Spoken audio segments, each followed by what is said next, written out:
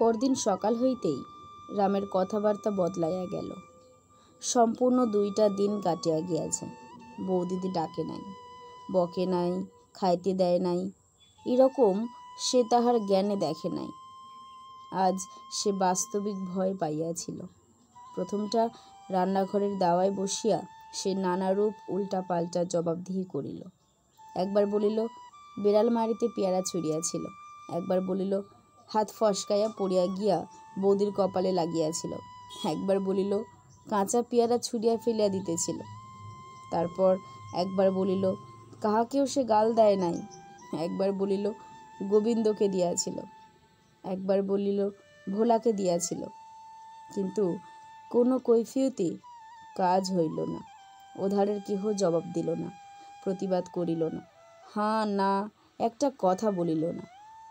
একবার বহু কষ্টে লজ্জা সংকোচ ত্যাগ করিয়া আর কোনো দিন করব না বলিয়া ফিলেও যখন ফল হইল না, তখন সে চুপ করিয়া কাঁদিতে লাগিল। কি উপায়ে কি দিয়া কেমন করিয়া সে বৌদিকে প্রসন্ন করিবে? বৌদিরা তাহাকে আলাদা করিয়া দিয়াছে, অতএব কোথায় সে খাইবে, কাহার কাছে কেমন করিয়া সে থাকিবে? কোন দিকেই আজ সে কুল কিনারা দেখিতে পাইল না। আজ সে রাঁধিবার চেষ্টাও করিল না, পড়িতে গেল না, ঘরে গিয়া শুইয়া রহিল। গোপনে কাঁদিয়া কাঁদিয়াই বোধ করি গত রাত্রে নারায়ণের জ্বর আসিয়াছিল। দুপুরবেলা দিগম্বরী এক বাটি দুধ আনিয়া বলিলেন খেতেই হবে, না খেয়ে কি মরবি? নারায়ণী প্রতিবাদ না করিয়া দুধের বাটি হাতে লইয়া কতকটা খাইয়া নামাইয়া রাখিয়া পাশ ফিরিয়া শুইলেন। তাহার না না করিয়া কথাটা কাটাকাটি করিতে ঘৃণা বোধ হইল। রাত্রি যখন 9টা বাজিয়া গিয়াছে, তখন নেত্য আসিয়া চুপি চুপি বলিল, মা, ছোটবাবুর তো কোনো সাড়া শব্দ পাইনে, রাত তো ঢের হলো। নারায়ণী উদ্বেগে উঠিয়া বসিয়া কাঁদিয়া ফেলিলেন। লক্ষ্মী মা আমার, দেখে আয় সে ঘরে আছে কিনা। নিত্যর চোখ ভিজিয়া উঠিল, হাত দিয়া চোখ মুছিয়া ফেলিয়া বলিল, আমার যেতে সাহস হয় না মা। বলিয়া বাহিরে গিয়া ভোলাকে সে ডাকিয়া আনিল।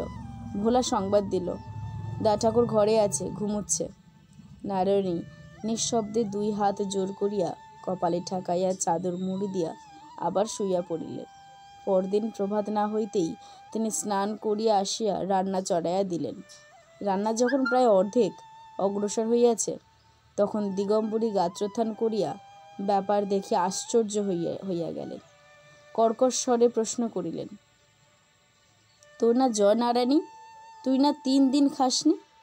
ভোরবেলা উঠে চান করে এসে এসব কি হচ্ছে জিজ্ঞেস করি। নারায়ণী স্বাভাবিক মৃদু কণ্ঠে বলিলেন, রাঁধছি, দেখতে তো পাচ্ছ। তা তো পাচ্ছি, কিন্তু কেন কেন শুনি? তুই কি আমার হাতে খাবিনি? নারায়ণী জবাব দিলেন না, কাজ করিতে লাগিলেন। কাল সমস্ত দিন ধরিয়া রাম এই একটা কথা ভাবিতেছিল। বৌদিদির না জানি কত লাগিয়াছে। একটা কাঁচা পেয়ারা লইয়া বারবার কপালের উপর ঠুকিয়া সে আঘাতের গুরুত্ব উপলব্ধি করিবার চেষ্টা করিয়া শেষে ভাবিতে বসিয়াছিল, কি করিলে এই কুকর্মটা মুছিয়া ফেলিতে পারা যায়। ভাবিতে ভাবিতে তাহার মনে পড়িয়া গেল, কিছুদিন পূর্বে বৌদি তাহাকে এখানে থাকিতে নিষেধ করিয়াছিলেন। শেষে স্থির করিল, সে আর কোথাও চলিয়া গেলে বৌদি খুশি হইবে। তাহার মামার বাড়ি তারকেশ্বরের ওদিকে, অথচ কোথায় সে ঠিক জানে না। সেইখানে গিয়া খুঁজিয়া লইবে সংকল্প করিয়া সে একটি ছোট পুটুলি বাঁধিয়া লইয়া প্রভাতের প্রত্যাশায় অপেক্ষা করিয়া বসিয়া রহিল। নারায়ণী রান্না শেষ করিয়া একখানি থালায় সমস্ত দ্রব্য পরিপাটি করিয়া সাজাইতেছিলেন। দ্বারের কাছে ভোলা আসিয়া ডাকিল, মা। নারায়ণী ফিরিয়া ভোলাকে দেখিয়া বলিলেন, কিরে ভোলা?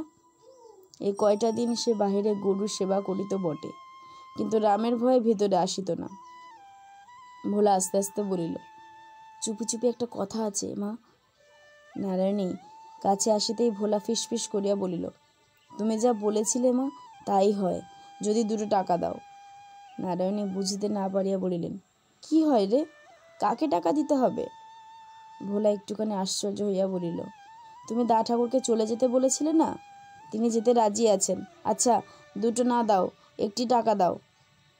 নারায়ণী ব্যাকুল হইয়া উঠিলেন। কোথায় যেতে রাজি আছে রে?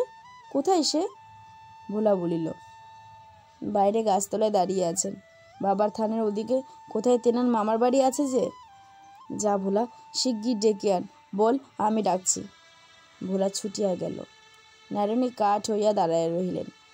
অনতিকাল পরেই রাম একটি ছোট পুটুলি হাতে লইয়া কাছে আসিয়া দাঁড়াইতেই নারায়ণী নিঃশব্দে তাহার হাত ধরিয়া ঘরের মধ্যে টানিয়া লইয়া গেলেন। দূর হইতে দিগম্বরী রামকে রান্নাঘরে ঢুকিতে দেখিয়া আশঙ্কায় পরিপূর্ণ হইয়া দ্রুত পদে ঘরে ঢুকিয়া দেখিলেন সাজানো থালার সম্মুখে নারায়ণীর কোলের উপর বসিয়া রাম বুকের মধ্যে মুখ লুকাইয়া আছে এবং তাহার মাথার উপর, পিঠের উপর আর একজনের অশ্রু বৃষ্টি ধারার মতো ঝরিয়া পড়িতেছে। অবাক হইয়া কিছুক্ষণ চাহিয়া থাকিয়া তিনি বলিলেন, ও তাই এত রান্না? খাওয়ানো হবে বুঝি? আমার জামাই যে এত বড় দিব্যিটা দিলেন, সেটা ভেসে গেল বুঝি? নারায়ণী মুখ তুলিয়া বলিলেন, ভেসে যাবে কেন মা? তাঁর কথা আমি অমান্য করিনি। 3 দিন খাইনি, খেতেও দিইনি। দিগম্বরী তীক্ষ্ণভাবে বলিলেন, এই বুঝি অমান্য করিসনি? তবে এ কী হচ্ছে? যে দিব্যি দিয়েছে তার বুঝি হুকুমটাও একবার নিতে হবে না? নারায়ণী কি যেন একটা কঠিন আঘাত সহ্য করিয়া লইয়া সংক্ষেপে বলিলেন, আমার হুকুম নেওয়া হয়েছে। দিগম্বরী বিশ্বাস করিলেন না। অধিকতর ক্রুদ্ধ হইয়া বলিলেন, আমি কচি খুকি নই নারায়ণী, হুকুম নিলি আর আমি জানতেও পারলুম না? এবার নারায়ণীর আর সহ্য হইল না। তিনি কঠিন হইয়া বলিলেন, তুমি কি জানবে মা, কার কাছে কখন আমি হুকুম পেয়েছি?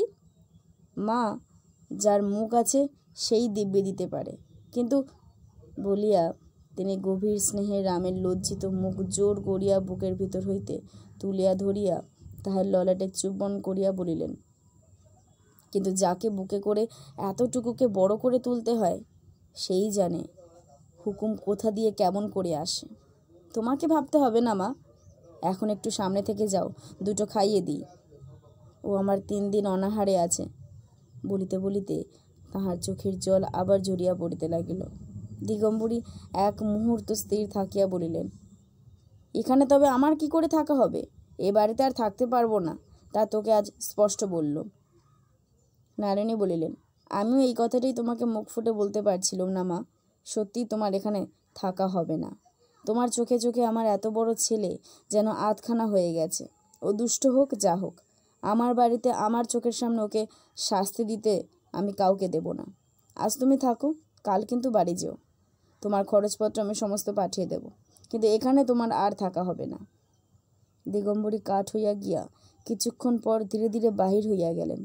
রাম বুকের ভিতর হইতে আস্তে আস্তে বলিল, না বৌদি, উনি থাকুন। আমি ভালো হয়েছি, আমার সুমতি হয়েছে, আর একটিবার তুমি দেখো। নারায়ণী আর একবার তাহার মুখ তুলিয়া ধরিয়া ললাটে ওষ্ঠাধর স্পর্শ করিয়া চোখের জলের ভিতর দিয়া মৃদু হাসিয়া বলিলেন, তুই এখন ভাত খা।